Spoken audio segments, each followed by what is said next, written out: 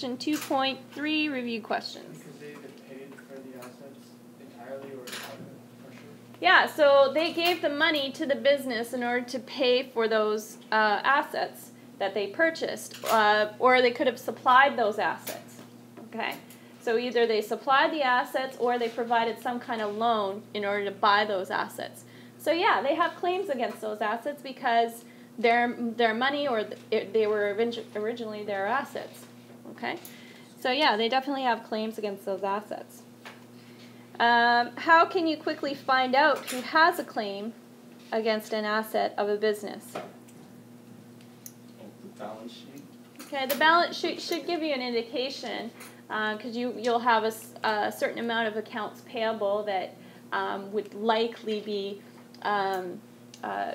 sort of attached to those assets.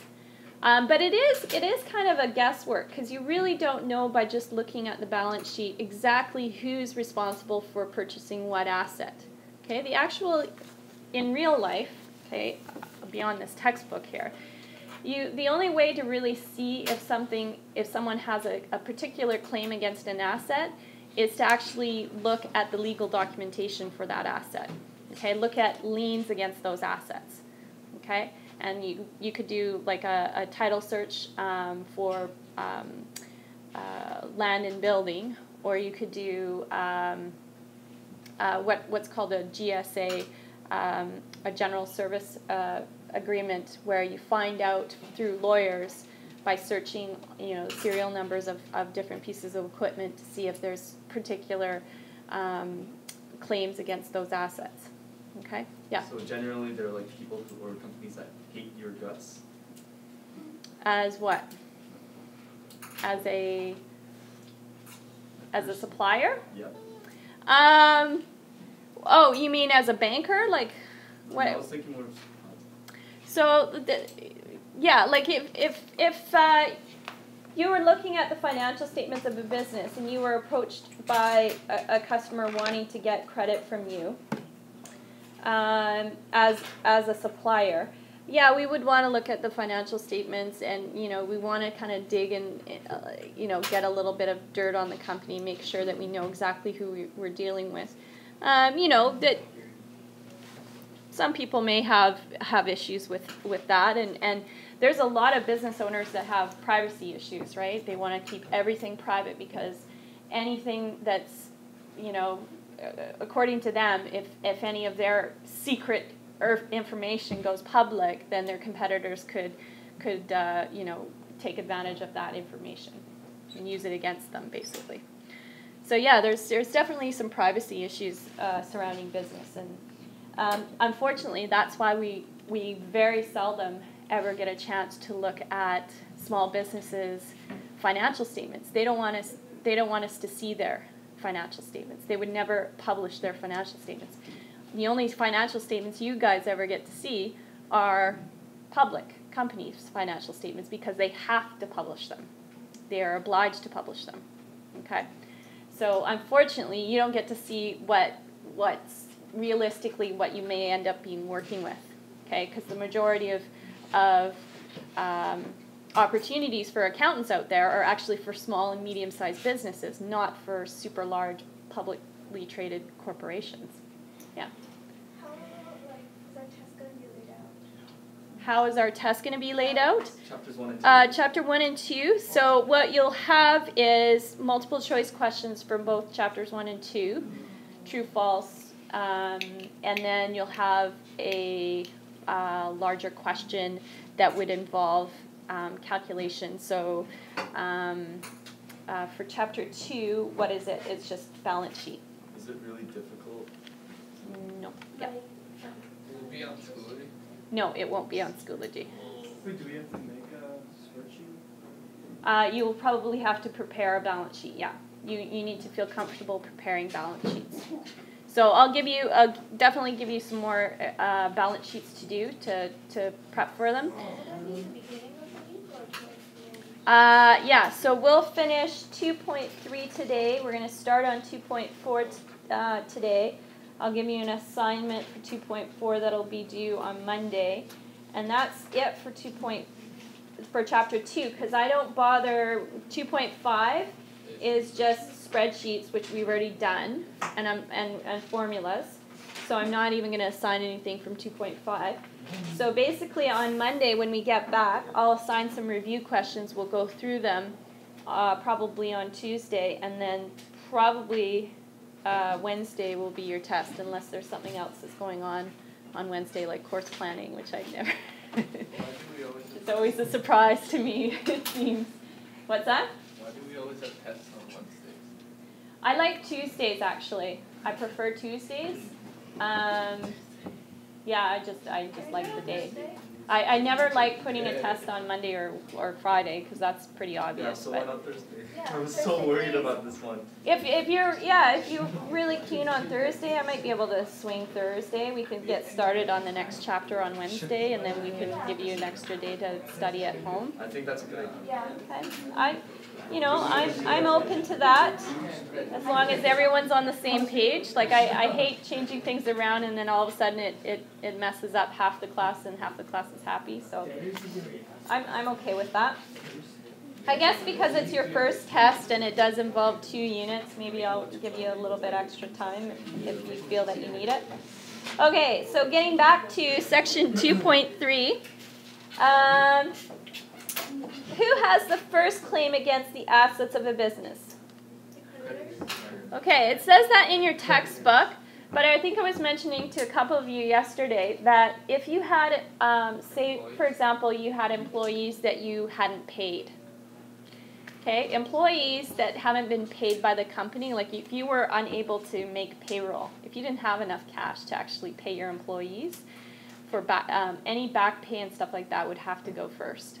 Okay, before creditors are paid off, because they have an obligation to those people who have actually worked. Okay, there's very seldom situations where if a company goes bankrupt, you don't get paid for that work that you've done for them. Okay, it happened. Someone got a job after work experience in grade 10 and told me that their company had gone bankrupt. And they said, I worked for them for 2 weeks, and then all of a sudden they just shut their doors, and I never saw or heard from anyone again. But yeah, it usually doesn't happen. What's that? Can you do nothing about that? Pretty much. Well, basically what would happen in a bankruptcy is there would be a trustee that would take over the operations. They would look, and not in the sense that they were operating the company, although sometimes that can occur as well. So the bank actually could go in and have a trustee running the company. Okay, so for example, we had several situations at the BDC where we had to take over operations of a business after the owner took off. So things like, say, they owned a condominium complex. Okay, if the owner takes off and says, I'm claiming bankruptcy, okay, there still has to be someone to collect the rents and pay the bills, right? My mom actually does that at BDC. She works at BDC? Yeah. Oh, where? At Surrey? Yeah, Surrey Central. Oh, that's funny. Ah, I wonder if we've ever crossed paths, because I worked in Kamloops, but that was years and years ago. But I think this is like our 3rd or 4th year. oh yeah, no, I I mean, don't think so. I've been teaching for 10 years. Financial mess. Yeah, I mean, it doesn't happen very often that we actually have to take over. Usually what happens is, the business can stop. So for example, like a restaurant, we wouldn't go and like all of a sudden as a banker, I lent them out money and now I'm going to run a restaurant. I mean, it doesn't make any sense. However, we would have to go in and clean up after a restaurant, which is, we've had that situation where we've actually had to go in and like, there was stuff in the fridge that had been there for weeks, and So it's legit cleaning up. Oh yeah, Financially oh yeah, cleaning up. financial cleanup, and it's really gross. But yeah, I don't think that much of that really happens anymore. I think we, as a bank, we're probably, we were probably large enough at some point or another to just pay for that to get done. Like not actually having to send out our account managers to do those kinds of jobs. But yeah, it's pretty gross. I went there. You do all sorts of things for collections. So is she an account manager then, or? I honestly don't know. Oh, okay. off the top of my head, but You don't know what your mother does? She was just doing her work because we take your kid to work day, and she was just preparing like sheets, I think on spreadsheets on like local businesses. So was she doing risk ratings? I think so. I love the risk brushing up on ratings. the history on. Oh, that's funny. Well, yeah, I'd love to chat with her about that because that's what I used to do. I was an account manager. Anyways, number 4. Who benefits from gains made in closing down a business? The owner. Gains made. Okay, yes, the owner. So if actually you were legitimately closing down your business, say for example you just decided to make a change, you didn't want to be in that business anymore, for whatever reason, the owner benefits from gains made in closing down a business. So you paid off your creditors, and we saw that from that example yesterday. She actually had money left over. Okay, she had a little bit of money left over. She also had a car left over. We could sell that car, but we didn't need to, because I mean, if she didn't have any other car, then that would become hers. So gains made are definitely go to the business owner. So in number 5, who primarily suffers from losses incurred in closing down a business? Yeah, the creditors do. And even before the creditors, governments often get paid before creditors too. So if there's back taxes, say for example, if they didn't pay their GST that they've collected, or HST, or whatever it happens to be at the time, if they collected it but didn't pay the government, then that GST would get paid before creditors would get their due back. Okay? So the government does take precedence over these things too. Yes. The government gets paid, that's for sure. Okay, so, and then number 2 I assigned, right? Looking over here. Okay, so number 2 was Clara's interior design. So hopefully you guys all completed your lovely, what was it, balance sheet that you were reformatting? No. Okay. Oh, I didn't put it on there.